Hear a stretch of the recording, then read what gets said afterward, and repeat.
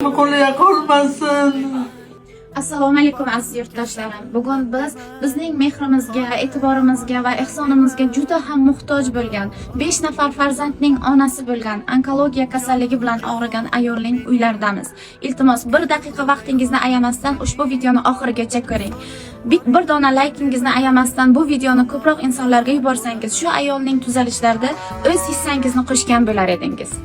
Bu onaxonamiz Zulfin va Nafisa onamiz bo'lib 1974-yilda tavallud topganlar. 5 nafar farzandning onasi, miya o'simtasi onkologiya kasalligi bilan kasallanib bir marta operatsiya bo'lganlar. Lekin bu onaxonimizni hozirgi kunda zudlik bilan Hindiston davlatida operatsiya qildirish kerak. Hurmatli aziz mehribon xalqimiz, bir ayolning taqdiriga befarq bo'lmaysiz degan umiddaman.